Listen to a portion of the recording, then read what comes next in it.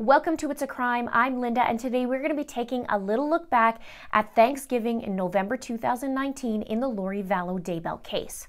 There are some very suspicious things in the details, and I'm about to expose it and connect some dots. Looks like there was a major holiday huddle for a group game plan. But before I get into it, if you'd like to be part of the It's a Crime community, please click that subscribe button below, hit that notification bell to all. Please give this video a like and share this out where you can.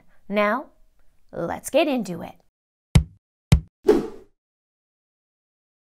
Thanksgiving week in November 2019 seemed to be a very busy week for a lot of people surrounding Lori and Chad Daybell. There are some major decisions happening as well in that week. And while we thought there were only 3 core people involved, Alex, Lori, and Chad, there's definitely more than meets the eye. Let's have a closer look. First, Lori and Chad got married in Hawaii on November 5th, over a month and a half after Tylee and JJ were killed and 2 weeks after Tammy. And on November 26th, just 2 days before Thanksgiving, Rexburg police went to Lori's residence to do a welfare check on JJ Vallow. The call came in from Larry and Kay Woodcock, JJ's grandparents. Now, they hadn't talked to JJ for months, and on the day before this welfare check, Kay found out where Lori was living through Charles's Amazon account, Lori's 4th husband, who's deceased. Kay noticed that Lori purchased items for her and her soon-to-be new husband, Chad Daybell, courtesy of Charles's credit card. And yes, that's fraud, but no, just like murder charges, she hasn't been charged. So Kay calls and asks for a welfare check on JJ. The last time she talked to JJ was a very quick phone call, around 30 seconds, and that was before the move to Rexburg back in August. So now here are the cast of characters that we're going to be talking about in the timeline surrounding Thanksgiving, and the outright lies that went on. A special nod, however, to Melanie Pulowski and Zulema Pastenes. Here are the usual suspects. Alex Cox, Lori's brother, known to attack Lori's 3rd husband, Joseph Ryan, with a stun gun and make threats. Alex shot husband number 4, Charles Vallow, in the chest and claimed self-defense. His phone also pinged on Chad's property the days both Tylee and JJ were buried. Alex is known as Lori's protector. Zulema Pastenes, Alex's soon-to-be new wife, just days after Thanksgiving. Zulema's place was where Alex died in December, weeks after their wedded bliss. Zulema asked the cops on the day that Alex died if she is a suspect in his death. She knows more than we think, and in this video, I'm going to show you one aspect why. Notable, Zulema has been offered use immunity. And use immunity is defined as it prevents the prosecution from using the witness statements or any evidence derived from those statements against the witness in a criminal prosecution. In theory, use and derivative use immunity provides as much protection as the witness not testifying.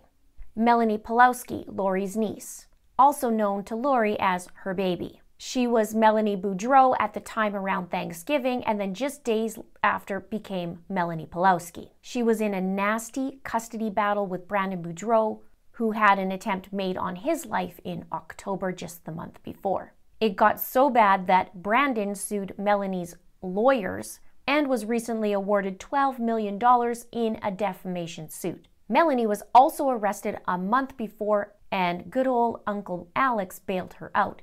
She's been known to spew out word salad in her interviews. Melanie Gibb, a friend of Lori and Chad's and Alex and Melanie Pulowski, or so she thought. Melanie Gibb was asked by Alex and Melanie Pulowski to go to Brandon's previous house to see if her kids were there. Melanie and Alex knew that Brandon had already moved. Perfect for an alibi. A similar event happened in September, 2 months before Thanksgiving. Melanie was present the day JJ vanished and was killed. The question I have is, was Melanie supposed to be set up to take the fall? Ian Pulowski, the soon-to-be new hubby of Melanie Pulowski. They dated for a whole 10 days before getting married. Ian took notes of his new wife and family and secretly recorded her. Off to a good start, Ian. Melanie got pregnant right away, and now they have a new baby. Chad Daybell, known to flee the area, areas plural, that he gets in trouble in. And he's also known to lie a lot. Chad believes in multiple probations and believes that he and Lori were married multiple times in a previous life. In fact, in this life, it was said that when he met Lori, that was his so-called pickup line. Chad's current wife at the time, Tammy Daybell, had an attempt made on her life 2 weeks before she actually died.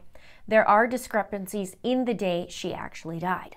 The attempt was also a week and a half after Brandon Boudreau's plot to kill. Chad collected an estimated $430,000 on Tammy's life insurance and married Lori 2 weeks later. Now, side note, you'd think with all the money that was collected, they could afford to pay for their own wedding attire and more than a $30 ring, but oops, Lori bought that stuff 2 weeks before Tammy died, then married Chad. Lori Vallow Daybell, lots to say here. Lori married 5 times and husband number 3 and 4 are dead and number 5 is in jail. Lori has been known to manipulate, steal, and lie, and has a pattern to seek revenge throughout her life. She also stole money from Charles, collected on JJ and Tylee even though they were dead, and as I mentioned, committed fraud using Charles's credit card. She also used Tylee's bank card after Tylee was dead. List goes on. No charges for fraud. Notable, when she was told that people are praying for the safe return of her children, she said, "That's great."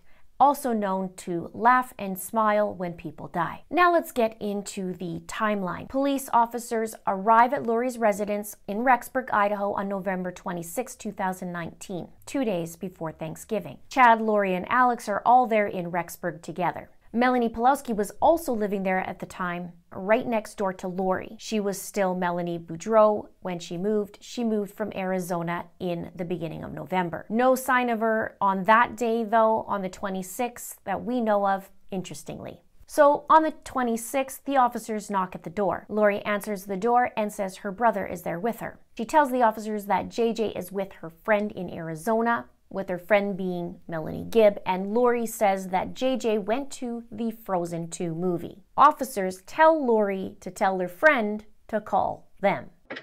Hi, Lori. Sorry to bother you again. We're having a little trouble getting a hold of your friend down there, Melanie. Well, they were going to Frozen 2 today, so they may be at the movies. Could you get a hold of her at some point and say, can you please call back the officer that's been trying to call you? Okay, sure. Yeah, because I think they are at the movies right now. Okay, he's been trying to call her or other officer. She's not answering. Okay. But if they're at the movie, that's probably at Frozen 2 right now. Yeah. Because that's the one thing he wanted to do. I'm Frozen too. Yeah. It's so cold here. So, I don't know if I can handle a whole winter here. That's probably why. Yeah. So if she'll just return his call, that'd be great. Okay. Okay. Thanks. Now, an important side note: the 2 kids were already buried in Chad Daybell's property 2 months before that, back in September. And that day, Lori mentions Frozen 2. The weather was 28 degrees that day as a high, with 11 degrees as a low on that day. The 2 kids would also be underground at that time in that winter weather, Frozen 2. Nice one, Lori. Now, detectives also called Melanie Gibb that day, but they were unable to reach her. They never heard back from her that night either. So law enforcement in Rexburg called the Gilbert Police Department. Officers then go to Melanie's home. She wasn't there, but they did end up reaching her by phone. Melanie tells the officers that JJ hadn't been there in months. Notable, at this time, Melanie's actually in Utah, not Arizona. And well before this time, Lori actually told Melanie Gibb that JJ was with Kay Woodcock. We had actually a talking about this. She goes, well, I need to, it's time for JJ to, I don't know how she worded it, but it was something to the effect, it's time for,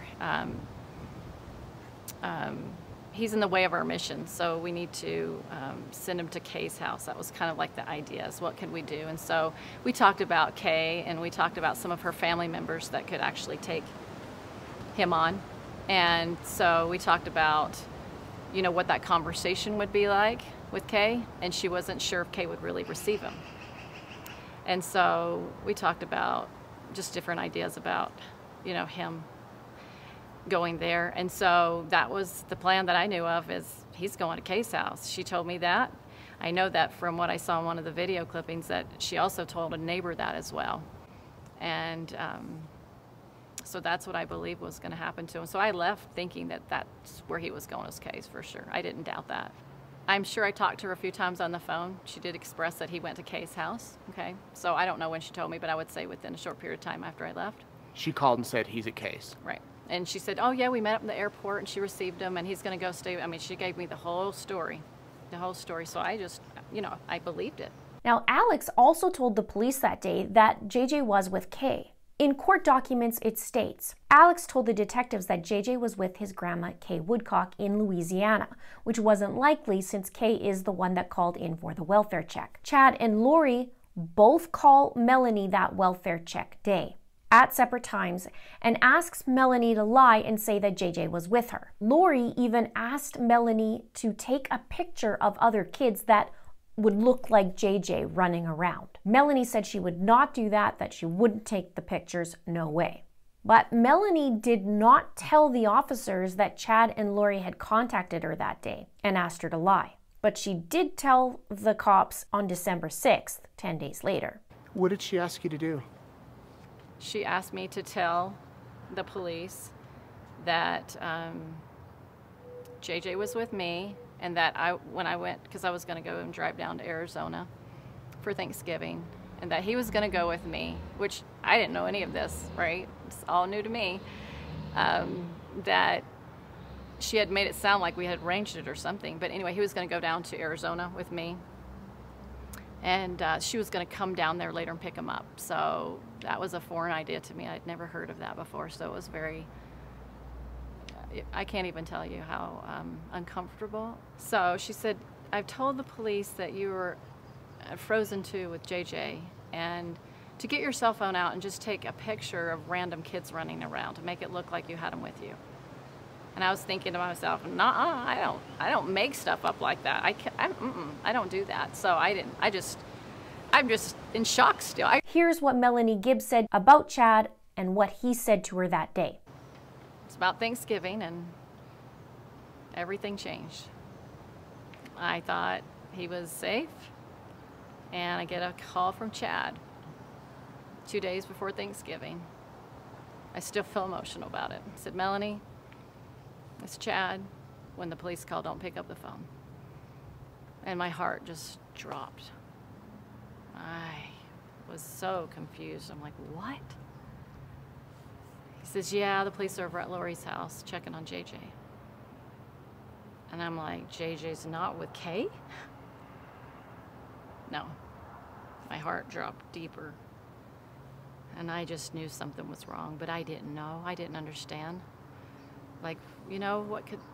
Well, when you believe your friends are good people, you couldn't believe that they could do something like that. What was Chad's demeanor like on the phone? Was he stoic? What was he like? He was very nervous. He was nervous? He was very scared. He did not sound himself. Very unsure, very quivery almost. Yeah, it was a hard moment. So that call comes completely out of the blue? Out of the blue. Wasn't expecting that at all. He says, don't pick up the phone when the police call. Mm-hmm. He's scared. He's nervous. Mm-hmm. He says they're going to call you because they're at Lori's house. And she's going to tell them that JJ's with you. She's going to tell the cops that JJ's with you in Arizona. No, I was in Utah at the time. You were in Utah? Yeah. First of all, that's a bombshell that's just thrown. I can't even describe how I felt. They put me in a very awkward situation. Now here's what Melanie had to say about Lori's phone call that day. She said, well, Kay is trying to kidnap him. And I said, how do you know that? Well, through emails. You know the emails. I said, I have not read your emails. What do they say? She said, Kay had mentioned, it's not like I'm going to kidnap JJ or anything. And I did think to myself, that doesn't sound like a threat. How soon after did Lori then call? I can't recall, but it was soon after. Soon after. And what does she say? She sounded like everything was wonderful and great. She had an upbeat voice, and I was like, wow, she's positive.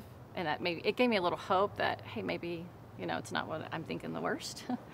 What did she say? She said, hey, everything's fine. Everything's okay. And I can't quote exactly all the things I said. So she led me to believe that everything was fine, and that, that JJ was, I'm trying to remember how she worded it, that she was protecting JJ, something to the fact that he, you know, they were not just Kay, but it felt like many people were after him. And so she was trying to protect him. That's what she told me. But I've talked to the police before. I was like, when you get a gut feeling, that's real, right? And they're like, yeah, you got to go on gut instinct. And what was your gut feeling? If something was terribly wrong. I mean, it just stayed in there for a long time, that gut feeling. It did not feel comfortable. Something was telling me something's off here. I wanted to believe her. I didn't want to think that she would do anything like that. I really, really wanted to believe her. What did she ask you to do? She asked me to tell the police that JJ was with me, and that when I went, because I was going to go and drive down to Arizona for Thanksgiving, and that he was going to go with me, which I didn't know any of this, right? It's all new to me.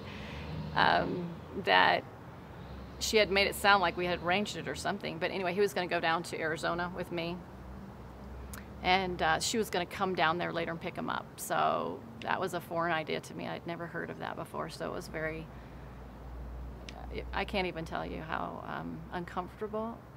Now here's some more interesting bits of November 26th. Detective Ron Ball stated in a court document that Lori's lie that day delayed the investigation into the whereabouts and safety of JJ by requiring us to take time to investigate a lead that was verified as false. Chad pretended he barely knew Lori even though they were married, and said he didn't know her phone number. Now, sometime later that day, Chad fesses up to knowing Lori and says that he knows her phone number, and also says that the last he saw JJ was October in apartment 107. Alex also told officers that Lori was in apartment 107, but it was vacant. Apartment 107 is supposed to be Alex's apartment, but even Melanie Pulowski is confused on that.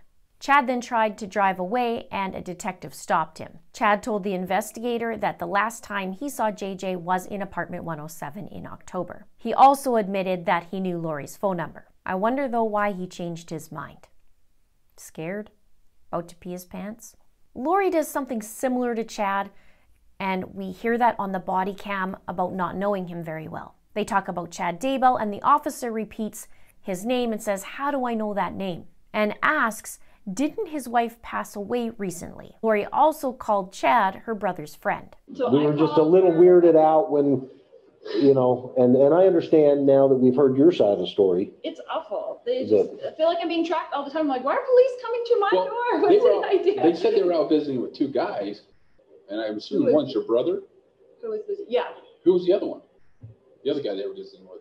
There were two. Visiting. Well, we had two detectives over here trying to. Looking for you a little while ago. Oh, because I was at the store. And they ran into probably one of your brothers in My the back brother here. and his friend, probably. Oh, They've who's been that? moving. Chad. Chad from around here? Mm-hmm. What's his last name? Yeah. Okay. All right. It's just a mess that is constantly causing me trouble. Chad the D-A-Y-B-E-L-L? Mm-hmm. He's an author. Doesn't he live like out in the? Isn't that the Chad Daybell that? Didn't his wife pass away recently? Is that him? I don't know. I bet it is. Chad D-A-Y-B-E-L-L. Yeah. But it sounds familiar as an author. I think I know one of his. Has he got a couple of daughters? Is that He has lots of kids. okay. I'll bet it's safe. All right. Well, do you need anything else? Sorry to bother you. Thank you. Okay. We don't mean to be a problem. I'm sorry We're just- that people are constantly knocking at my door looking for me, and I just don't want to be found. So. Have you had problems? Because I think we've only had. Well, the reason I'm moving is because the brother that was going to kill me, that we found emails and texts with my husband at the time, came showing up here. So he found out where I was, and he was knocking on my door. No, this was your brother? One of my brothers. He showed up here and was knocking on your door. He lives in Kansas. And you said something about you were getting threatening emails? Well, no. Just after my husband passed, I found emails and texts between them that they were planning all this stuff to get rid of me. Do we need to worry about him coming over? Well, that's when I'm moving back. I'm moving, and I'm not going to be in a place. I'm going to live with my friend, Melanie. Don't tell her. You can call. Take care of it. Well, that's what I'm saying. Like, I just, like, just a nightmare. I mean, I canceled the insurance policy since my husband passed, so there's no money if they can. And what are they going to do with JJ and Tyler? Like, what do people think? Okay. So. Well, if you have a problem, shows back up, feel free to call us. We'll come and run him off or something. Okay? All right. Appreciate it. Okay, we'll get out of here. Safe one. Thank you. Thank you. See ya. And Lori stays pretty quiet otherwise. I mean, why not say she's married, right? If something is so natural. But as we know, Chad's wife just died. Notable, Lori refers to Charles in this audio as her husband. For the most part, she might have said ex one or two times, but for the most part, she called Charles her husband. Wonder what Chad thought about that. I also wonder if Lori took her ring off that day. Now, on this day, Chad also tried to flee, like I said, but the officers caught up to him. That may be one of the parts where we hear Rob Wood, the district attorney, talk about Chad and mentions to Summer Shiflett that Chad was about to pee his pants. That, and of course, the actual day that the kids were discovered, which is also when Chad tried to flee. Notable, John Pryor, Chad's lawyer, is adamant that his client never flees. I think we can all disagree on that one.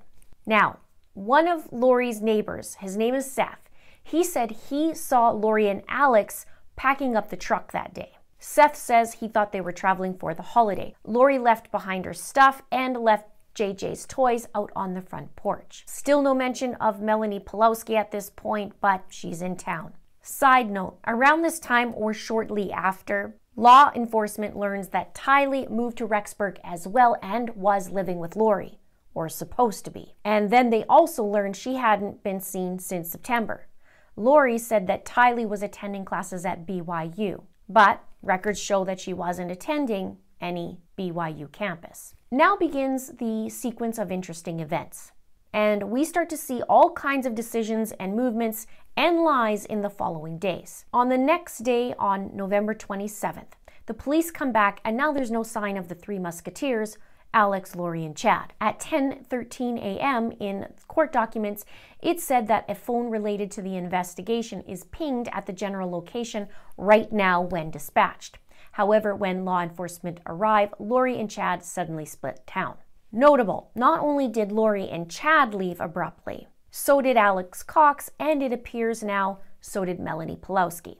So law enforcement from Arizona asked Rexburg PD to execute search warrants at Lori's residence. They were authorized to collect blood, fingerprints, hair and hygiene products for DNA, personal items such as toys, clothing and shoes, electronic devices, school records, and documents related to state assistance received on behalf of JJ, as well as bank records. Now, in the documents, it stated, quote, which may be evidence of payments received on behalf of the child as well as payments or expenses made for the child. So the neighbors watch as the FBI raid three places. Lori's place, number 175, Alex's place, number 107, and Melanie Pulowski's place, number 174. It was stated that law enforcement broke the front door of Alex's place to get inside. I'm curious, though, why break the door down in 107 and not 174 and 175? Perhaps we'll hear about that in the discovery. If you want to check out my apartment 107, you can check that out right here. Now, on that same day, two detectives then visit Lori's son, Colby Ryan. He lived at Arizona at the time, and the authorities ask him where JJ and Tylee are. This is the first time he's actually hearing that Lori moved to Idaho with the kids. He knew they were moving, he didn't know they were moving to Idaho. Colby calls Lori and asks what's going on, and she says, I got it, I'll take care of it, love you. And that was it.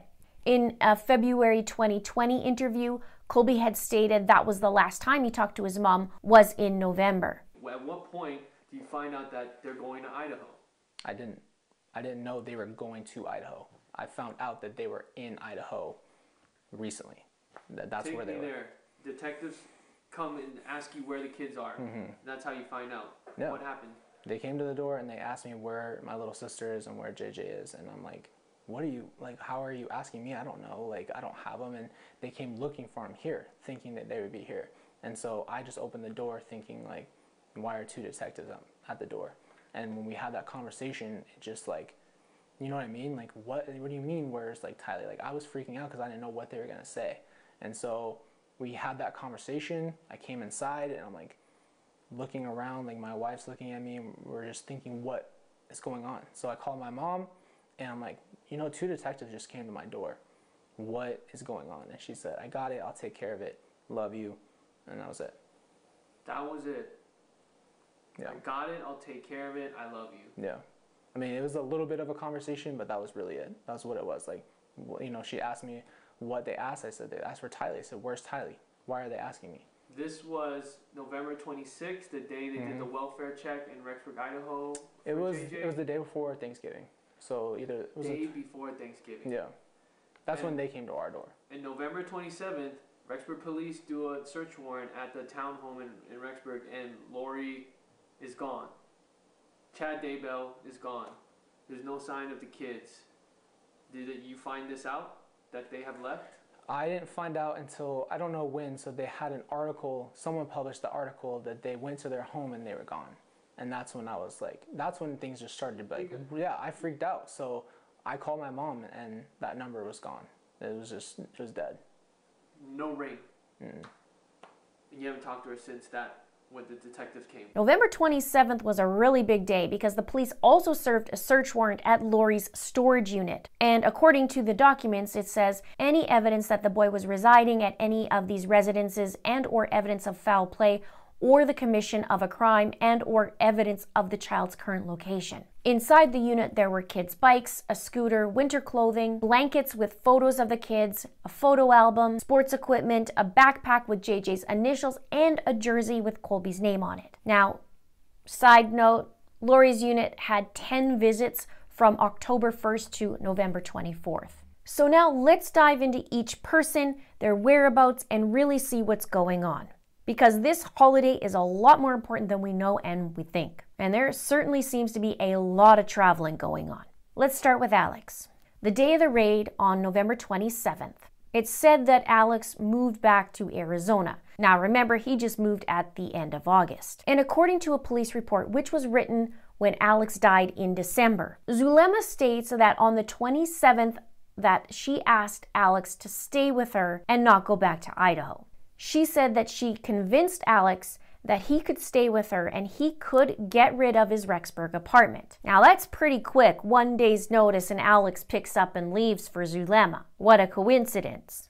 Sounds like real love and just jumped at the opportunity.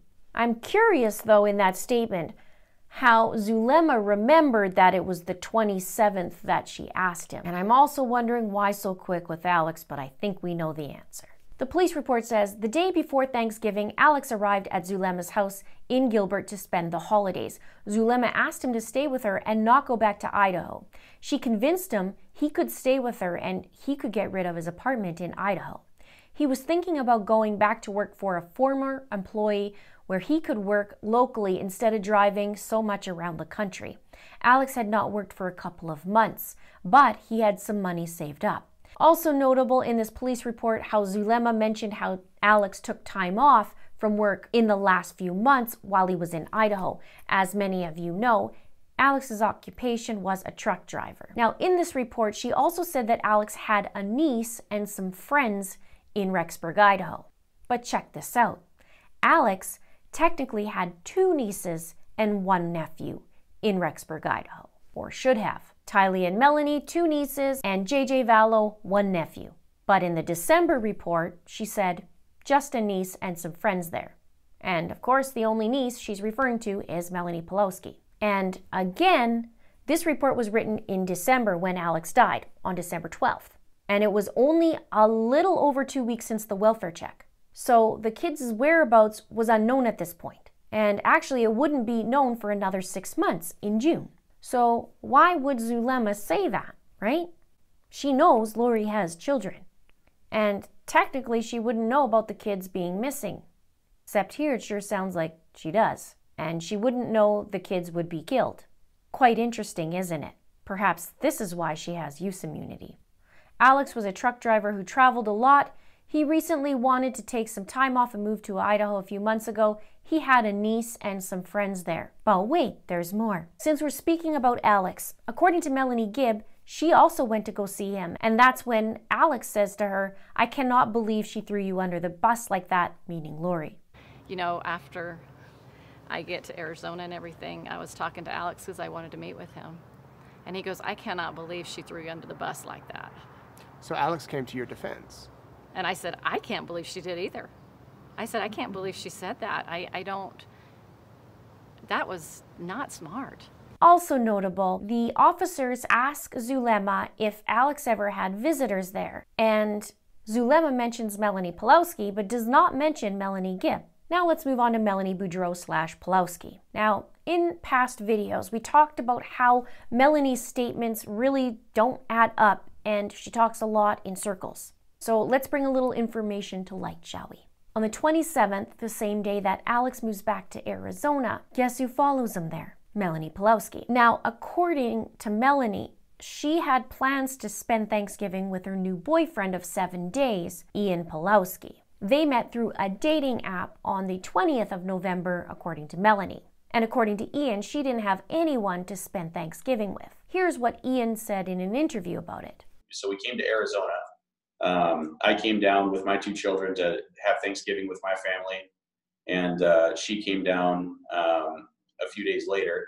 And on her way down, she was talking about how she didn't have anybody to go to Thanksgiving with. And so I invited her to come be with my family. It was kind of a spur of the moment thing. Interesting that Melanie told Ian that she didn't have anyone to spend Thanksgiving with when Melanie was following Alex, her uncle, who she's close with, to Arizona and stayed at Zulema's house. And as Ian already stated in his interview, he was already in Arizona with his kids and he went a few days before. Another side note, Melanie was arrested 2 weeks before Thanksgiving and 6 days before she met Ian. Bet she didn't mention that on a date. So she actually made a trip on November 14th to American Fork, Utah, and Brandon had brought their children there because he was fearing for his safety after being shot at by Uncle Alex. Melanie trespassed on her in-laws' property despite being told several times to leave. So she gets arrested, lands in jail, and good old Alex actually drove her there. And she was then arrested, put in jail, and Alex bailed her out the next day. Now let's go back to Zulema. In the police report, it mentions Melanie Pulowski staying there for Thanksgiving. Here's what it says. When Alex moved back to Arizona from Idaho, he brought his niece named Melanie with him. Melanie drove separate from Alex, but stayed with the family at this address. Kara stated Melanie returned to Arizona from Idaho to pick up the remaining items she had left in Arizona. Once Melanie was finished, she drove back to Idaho. Now, Kara, or Kara, is Zulema's daughter. And interesting, I'm wondering what the extra remaining items are, as Melanie actually cleared out everything on October 31st with Uncle Alex and then drove to Rexburg. I call BS on that one. Now, November 28th, which is Thanksgiving, we have Melanie Pulowski, Alex Cox, and Ian Pulowski, and of course Zulema Pastenes, all in Arizona. Lori and Chad had taken off from Rexburg, but they didn't go to Arizona. They head to California. Now, Chad is approximately $430,000 richer from Tammy dying. So what does he do?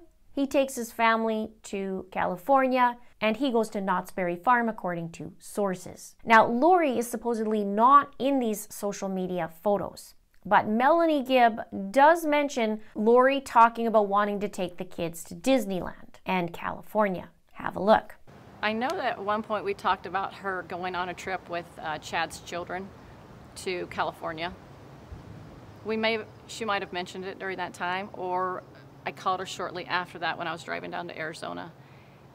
It was between that conversation and that, I can't recall, but that they were going to go on a family vacation and that they were just going with the kids, his kids. Now, Melanie Pulowski states that it was this holiday on Thanksgiving that they all decided to get married just on a whim. And they decided to travel to Las Vegas. This is about a 5-hour drive away. You guys were married shortly thereafter, right? After Thanksgiving? Right, yeah, November 30th. November 30th. We were. It was really fast. And, I was in this, battle still with my ex and didn't have my kids with us right then. But we felt both ready. We pray about decisions together, and we felt, that it was right that we should get married when we did. And, Vegas wedding wasn't dreamy or anything, but our goal was to be sealed in the temple, one day. And so we said, let's do this while we have Max and Lily. And then when we have Braxton, Brighton, Blake, and Breeze too, let's all be together when we have that special day where we can be sealed together. Now, were Alex and Zulema married? Did you guys have a joint wedding, or was that separate? So Alex and Zulema had been dating for several months, and Alex was very ready to marry Zulema, and she was a little bit like, I'm going to wait till I get an answer. I know I'm supposed to be with you, Alex, but I'm going to wait till it feels like the right time. And they had talked about, do you want to get married in Jackson or, Las Vegas? And it just so happened whenever they picked their date and had it more planned than Ian and I did. And, the coincidence of us picking the day right after them wasn't planned or anything. It was just what happened. And they were there, and we had made the decision in Arizona during Thanksgiving, and we said, let's do it. And while we're there, we need a witness, and Alex and Zulema are there. And, this isn't our big wedding day. This is just the beginning of our lives together, and we'll have that special moment when we're all together as a family. Okay, so they got married the day before you guys did. Yes, I believe so. So day. We got married on the 30th, and I think they got married on the 29th. And was it just an intimate ceremony for the both of you, like any extended family or, friends, or was it just kind of a small group? Yeah, it was just for Ian and I, we had 2 or 3 hours. We got a dress and a tux and got the kids all dressed up and their hair done. And it was a small, I think the Lucky Little Wedding Chapel, I think is where we picked. And it's a small room. And it was just very intimate, quick, not anything crazy or anything, but it was special to us. And then Alex and Zulema just were there as our witnesses. And it was just planned last second. We didn't have time to invite a lot of people. It was just on a whim decision, and felt like it's what we should do. Now, side note, what do you mean I think they got married on the 29th, Melanie? What other option is it? Thanksgiving was on the 28th. It's a 5-hour drive down there. The 30th you got married. What day would have they gotten married? Notable. Ian hasn't met any of Melanie's children after a week of dating. She meets his kids though, and even though it's been 7 days of dating, they decide to take the leap of faith and get married on a whim. Now at 8:01 p.m. on the 29th, Alex Cox marries Zulema Pastenes at the Chapel of Love in Las Vegas.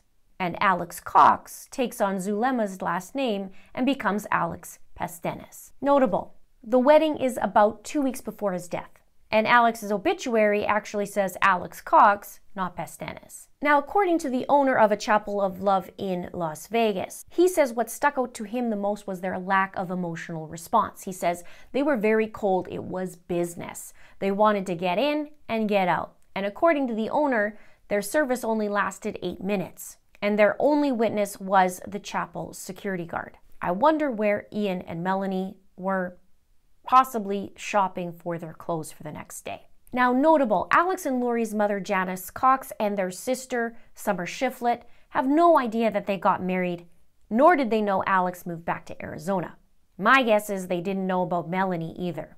So in 3 days, they all just traveled from Idaho to Arizona to California and Vegas. Now that same day, Melanie Gibb receives an email from Lori full of pictures of Lori and Chad's wedding on the beach in Hawaii. Melanie Gibb claims that she didn't know they had gotten married. Now, April Raymond, Lori's friend who lived in Hawaii at the time, didn't know that Lori got married either. And of course, Lori's family didn't know. Now, something to note, in an interview with Janice and Summer, they talked about not being invited. And Janice says, we learned they got married on the news, so we didn't know. Summer Shiflett says, we've never been invited to any of Lori's weddings, so this was not unusual for us. Janice says, we were invited, we didn't go to any. Find this very interesting. Summer says, I've never been invited to one, but that's fine. And when it came to Alex, Janice says, and it was hard to hear about Alex from the police. We didn't know he had gotten married. We didn't know he had moved back to Arizona. That was very hard, so it's affected every part of our family. Now, the next day on November 30th, it's now Melanie and Ian's turn. And at 5:23 p.m., Melanie Boudreau marries Ian Pawlowski at the same place. Notable, Alex Cox, aka Alex Pastanes, is their witness. Also notable, Ian divorced his previous wife in July of 2019, and Melanie separated from her previous husband, Brandon Boudreau, in June 2019, both in Arizona. I keep wondering, and maybe you can let me know as well in the comments, did Melanie actually know Ian before? Now, it's been reported on Ian and Melanie's wedding night that Melanie tells Ian sometimes that children are full of light and just like that they go dark. Now, on the 1st of December, Lori and Chad fly from LA to Kauai on American Airlines. On December 2nd, Ian's mom calls him after talking to his ex-wife, Natalie. She tells him that Melanie's in a cult, Chad's the cult leader, and Alex Cox shot a man. The same day, Alex Cox's apartment goes back on the market. Now, on December 3rd, Melanie Pulowski is interviewed by law enforcement for 5 hours. On December 4th, Natalie Pulowski, Ian's ex-wife, contacts someone who is an associate of Brandon Boudreau trying to find him. She says, "So I shared the information that you gave me and relayed it, and basically on their wedding night she laid out the whole cult thing but didn't say it was a cult, and he was just so confused. Anyway, she told him that in March a demon possessed my body and my spirit came to her in a vision or dream and told her this. She was interrogated by the police for 5 hours yesterday and told my ex that 2 of the police officers were possessed with the spirits of 2 of the original 12 disciples of Cain. She told him that my kid's spirits were full of light, but that can change basically at any moment. She has isolated him pretty badly. Like she has driven him to work every day this week for one reason or another. Won't let him talk to his family. Makes him listen to weird podcasts where he feels this pit in his stomach, but she tells him that there are light and dark weapons and the bad feelings are the dark weapons. She said that in a past life she was the niece of Jesus. Look, my ex is not the best person in the world, but I am legitimately scared for my own life and my kid's life and my ex's. I heard something about a missing person that she may be involved in. I don't know the details on that one. I have literally no idea what to do. I think he is planning on going to the police for some help, and I'm thinking she might blame me and come after me. I mean, if she is convinced that I'm a demon and God tells her to kill me, I could end up another missing person case. He is terrified that he has asked me to take the kids away on his weekend, which is next weekend, because he doesn't want them around her. He has never done that ever. He said that she didn't want me learning her last name because I would contact her ex-husband and he would tell me that she tried to kill him and she's in a cult. I've never seen anyone so terrified. He told me to look up the names Alex Cox and Chad Daybell. I'm sorry for dragging you into this, but I have no idea what to do. Can you just get this email to the right people, have them help us, have us help them? I don't know. Thanks, Natalie Pulowski. Now, the next day on December 5th, Natalie and Ian are interviewed by Rexburg police. Notable, Lori's attorney requests from Rexburg Police Department the recordings of Ian as he had recorded Melanie. Also on December 6th, Ian meets again with law enforcement, this time by himself, and he restates what he knows. Same day, Chandler PD in Arizona served a search warrant to JJ's school, and that was called Life Academy. He attended there before Lori left and took JJ to Rexburg. That same day, Melanie Gibb tells the cops about Lori and Chad asking her to lie for them. Now, on December 8th, 2 days later, Melanie Gibb records a phone call she made to Chad and Lori asking the whereabouts of JJ. December 11th, Tammy is exhumed. December 12th, Alex dies. And that's when Zulema asks if she is a suspect in Alex's death. So we have a lot of conversations going on at Thanksgiving and the days surrounding it. Plans are being made. 3 weddings in 1 month. And no one knowing about it except for this little small circle. And it's being passed off as spur of the moment and just on a whim. Why, right? Zulema knows that Lori has kids. Yet she says that Alex has his niece and friends out there, no mention of his other niece and nephew. And technically, like I said, she wouldn't even know about them yet that they were missing or killed. Now, Melanie Pulowski sure keeps hush-hush when it comes to the kids and saying that she just doesn't keep up with Lori's life. Yet she lives right next door. And it was said that she actually took a little trip to Hawaii in October. Hopefully we can find out the details on that one and the actual date. How would she not know that the kids weren't around? Alex Cox, well, what a gong show he is and was. A protector, an alleged killer, and just so happens to get married and change his name to Pastenes and live with Zulema and basically not be trackable. Ian Pulowski marries Melanie a week into dating, then becomes suspicious, records Melanie about all these crazy ideas. I'd think, and this is my opinion, if it was just Lori and Chad's crazy cult and Melanie wasn't involved, that it wouldn't get to the degree that it has. And Melanie Pulowski sure likes to play the I don't know card and expect people to believe it as she seems to be believed, just like Lori, in my opinion. And here we are with Lori and Chad sitting in jail. And in recent events, there was a motion to compel that occurred on March 8th. Now, the public didn't get to see much going on because it was a lot of conversation going on behind closed doors. But the judge said that it was recorded. Now, I'm not sure what's going down. Perhaps there's some serious things coming. I know that the change of venue hearing was vacated as well, which is supposed to be March 22nd. So, what do you guys think? Do you think charges are coming for Chad and Lori and maybe more people? Something serious is going on, possibly. Let me know your thoughts in the comments below. Thanksgiving wasn't just a gathering. It was, in my opinion, a congregation of people trying to figure out what their next steps and trying to cover their butts. 3 weddings, just on a whim? I don't think so. Please subscribe if you haven't done so already. Please like and please share. Thank you so much for watching. See you soon. And a recent